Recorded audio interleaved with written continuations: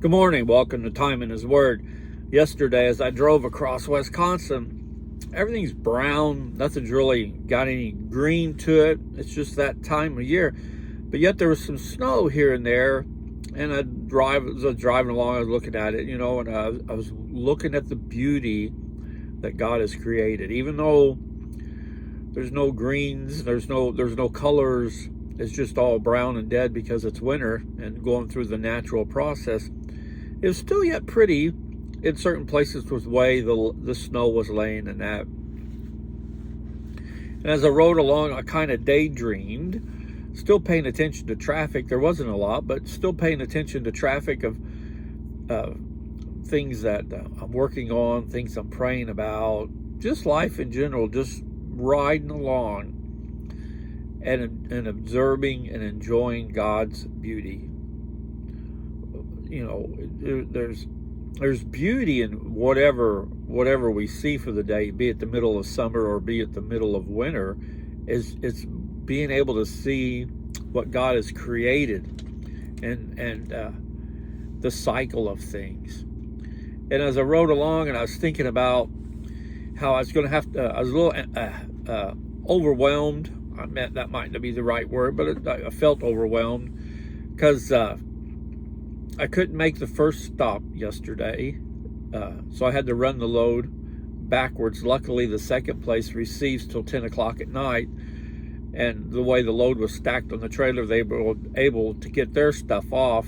So I delivered them first yesterday, the second stop, and now I'm over here at the first stop for this morning. And I noticed, and I was thinking about that this morning, even though I had problems for yesterday with the day before being held, having to go and reweigh and reload the truck and that, and I was faced with problems, I worked through them. I figured out a way to go to still get the job done as best I could, even though it wasn't my fault. But I thought about it and I worked through it. Like I said, fortunately, the second place receives later in the evening, and I was able to do that, or otherwise I would have just had to delivered both spots today. But in our Christian life, a lot of times we feel overwhelmed, overburdened, and just we don't know where to turn or what to do.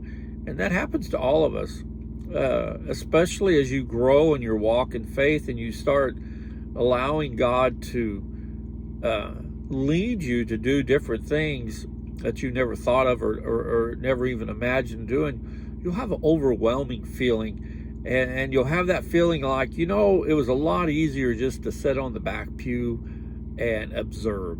This getting into the game is a little bit more than I was expecting, a little bit more than I wanted to.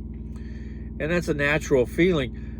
But the other side of that is, it's great to be used by God and to allow Him to use you, because where He's going to take you and the doors He's going to open, again, you would have never imagined being able to do that.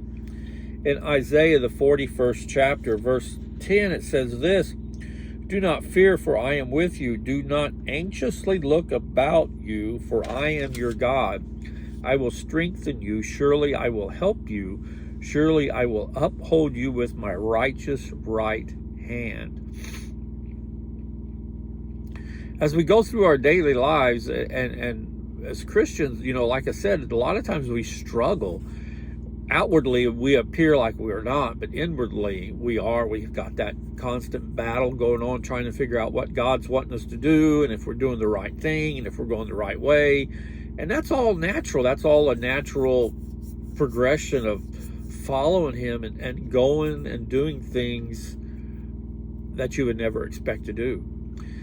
And while it's overwhelming at times and can feel like you're being suffocated, at the same time, as you see the doors slowly open and things slowly unfold that you're being involved in, it brings a gladness to your heart. It brings a great joy, a feeling of joy to realize that you were used and to accomplish something you would never dream possible of doing. And I want to close with this verse here, and I think we should remember this more often and try to live by it a little bit more.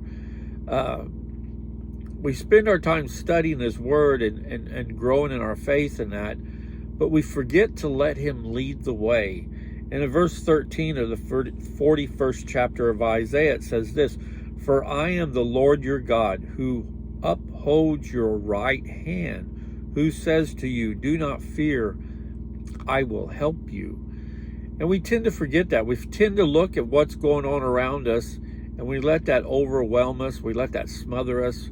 And we forget that I am the Lord your God who upholds your right hand. He is holding our hand. It's not us. See how I heard this the other day, and it was really good. It's not us holding His hand. It's Him holding our hand, reversed. Therefore, He is leading us. He is in control. We have to remember that. We have to try as best we can not to let the circumstances of the day or the situation we're in to overwhelm us and cause us anxiety. But as verse 10 says, do not anxiously look about you, for I am your God. We have to remember these little phrases, that He is in control. He is our God. He will strengthen us. Just think about that today. Dwell on that today. Are you allowing God to lead the way? Or are you still trying to hold His hand and say, no, I don't want to do that. I want to do this. It's not going to work that way. We serve Him. We serve the Master. He doesn't serve us. And we tend to forget that at times. But as you go through the day, look about you and think about it. Am I allowing God to lead me each and every day?